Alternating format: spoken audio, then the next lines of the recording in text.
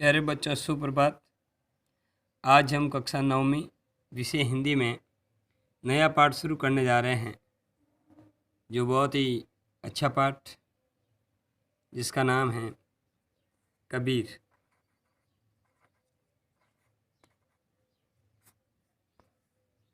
कबीर दास जी वैसे बहुत प्रसिद्ध कवि और समाज सुधारक हुए हैं। आज हम उनके बारे में, उनके जीवन परिचय के बारे में पढ़ेंगे। सबसे पहले कबीर दास जी का जन्म। कबीर दास जी का जन्म सन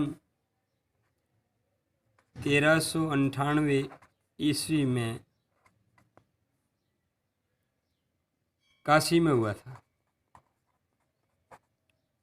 शहर का नाम काशी। 1398 ईस्वी में कबीरदास जी का जन्म हुआ था। कबीरदास जी का जन्म एक विधवा, ऐसा माना जाता है कि एक विधवा ब्राह्मणी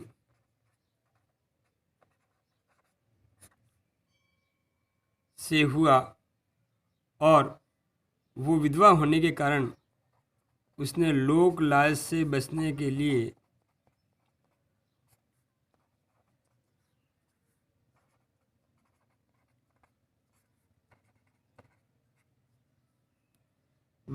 लिए उन्होंने उस बच्चे को, यानी कबीरदास जी को, एक तालाब,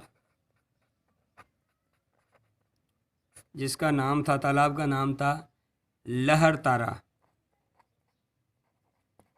लहर तारा, उसके किनारे पर छोड़ करके वो ब्राह्मणी चली गई। उसके बाद उस तालाब पर एक दंपति आते हैं, पति पत्नी, जिसका नाम होता है नीरू एवं नीमा। ये नाम के पति पत्नी आते हैं, नीरू और नीमा नाम के।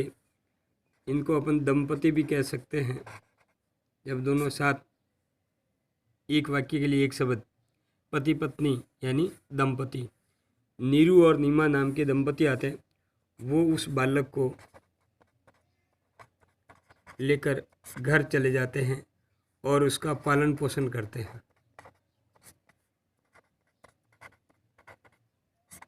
कहा जाता है कि पूत के पांव पालने में दिख जाते हैं। उसी प्रकार ये कबीरदास जी भी अपने नए नए विचारों के कारण नई नई बातें बताते थे। कबीरदास जी अनपढ़ थे।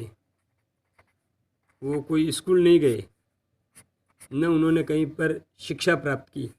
तो उन्हें शिक्षा किस प्रकार से प्राप्त की? उन्होंने शिक्षा प्राप्त करने का जो माध्यम था उनका, एक तो उनका अनुभव था। अनुभवों से शिक्षा प्राप्त की। अनुभव के बाद में उन्होंने साधु की संगति, साधुओं की संगति, अर्थात अच्छे लोगों की संगति करना।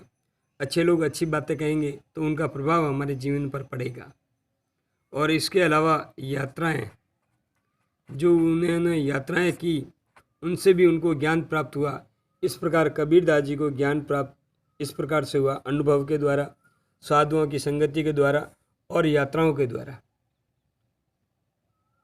कबीरदास जी के संतान, कबीरदास जी के दो संतान हुई।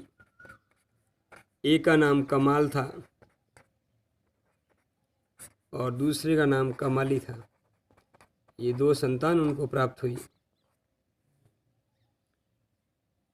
कबीरदास जी के जो गुरु थे, कबीरदास जी ने जिनसे ज्ञान प्राप्त किया, जो गुरु थे कबीरदास जी के, वो थे रामानंद जी। रामानंद जी, और उन्होंने निर्गुण भक्ति की। निर्गुण भक्ति की दीक्षा ली। कबीरदास जी किस प्रकार के भक्त कवि कहा जाता है? निर्गुण, यानी निराकार को मानने वाले, निर्गुण। जिस प्रकार सगुण में तुलसीदास जी आते हैं, सूरदास जी आते हैं, उसी प्रकार निर्गुण में कबीरदास जी आते हैं। निर्गुण भक्ति धारा की उन्होंने भक्ति की, और वे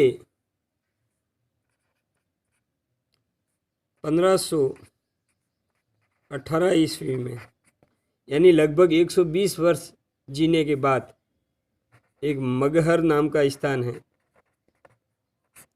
मगहर नामक स्थान पर उनका स्वर्गवास हो जाता है।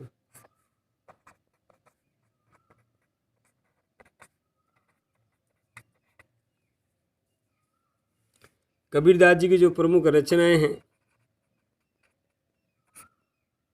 प्रमुख रचनाएं में इनकी रचनाएं बीजक के अंदर लिखी गई। उस किताब का नाम है बीजक, जो ग्रंथ है उसका नाम बीजक है। और कबीर ग्रंथावली, कबीर ग्रंथावली नाम से प्रसिद्ध है, जिसके अंदर इन्होंने बीजक, शबद और रेमनी 3 प्रकार के पदों की रचना की। ये तीनों इनके काव्य संग्रह हैं। इन्होंने हिंदू मुस्लिम एकता पर बल दिया और इनकी भाषा खिचड़ी भाषा थी, भाषा जिसको सदुकड़ी भाषा भी कहते हैं और खिचड़ी भाषा भी कहते हैं।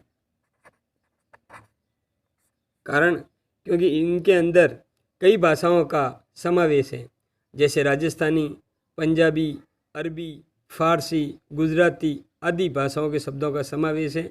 अतः इनकी भाषा को खिचड़ी भाषा या सदुकड़ी भाषा कहा जाता है। अब हम कबीरदास जी कुछ प्रश्न उत्तर करेंगे आज के, जो इस प्रकार रहेंगे, जो आपको करने हैं। पहला है,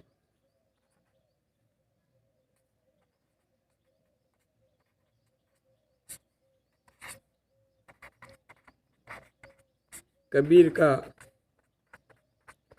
जन्म कब एवं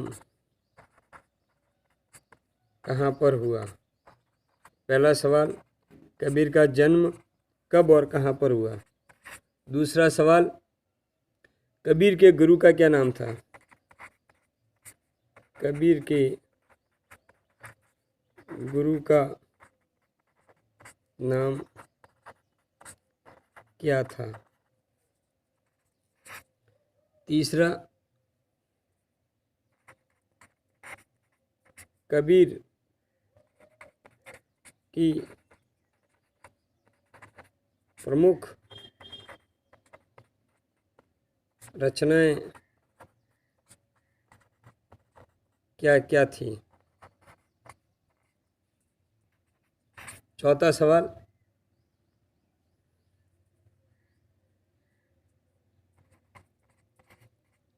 कबीर को ज्ञान प्राप्त कैसे हुआ? कबीरदास जी को जो इतना ज्ञान है वो कहाँ से प्राप्त हुआ? पांचवा और अंतिम सवाल,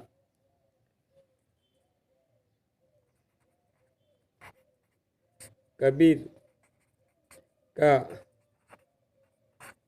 स्वर्गवास कब एवं कहाँ पर हुआ? इन सभी सवालों के जवाब भी आप लिखेंगे और कबीरदास जी के जीवन का जो परिचय है उसको भी आप अपनी कॉपी में सार रूप में लिखेंगे। कल हम इनके साक्ष्यों के बारे में पढ़ेंगे। धन्यवाद।